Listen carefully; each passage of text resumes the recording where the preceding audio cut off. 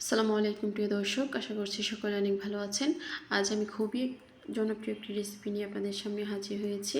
জনপ্রিয় পিঠার রেসিপি, তা হলো পুলি পিঠার রেসিপি। এর জন্য আমি এখানে একটা পাতিলের মধ্যে পরিমাণ মতো পানি দিয়ে ফুটিয়ে নিয়েছি। তার মধ্যে আমি একটু হালকা সয়াবিন তেল দিয়ে দিয়েছি, যেন কাই করার সময় হাতে লেগে না যায়।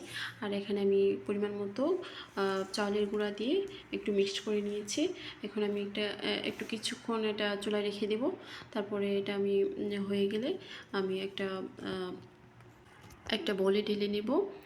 বলে ঢেলে আমি এটাকে হালকা গরম হয়ে এলে এটাকে আমি ভালো করে মথে নেব।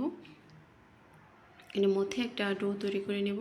আমার ডো তৈরি করা হয়ে গেলে আমি এখানে একে একে পিঠাগুলো বানিয়ে নিব। এর জন্য আমি এখানে যে পোটা নিয়েছি, এটা আমার আগে থেকে তৈরি করা ছিল, আমার মা বাড়ি থেকে পাঠিয়েছিল। এখানে এখানে নারিকেল, তিল, চিনি, তেজপাতা, এলাচ, দারচিনি দিয়ে এটাকে একটা পুর করে নেওয়া হয়েছে জাল দিয়ে। এখন আমি একে একে পিঠাগুলো বানিয়ে নিচ্ছি। দেখুন আমি কীভাবে বানাচ্ছি, আপনারা আপনাদের মতো করে শেপ দিয়ে বানিয়ে নেবেন। এই দেখুন আমার পিঠাগুলো বানানো হয়ে গিয়েছে। এখন আমি এগুলোকে রাইস কুকারে ভাপ দিয়ে নেব।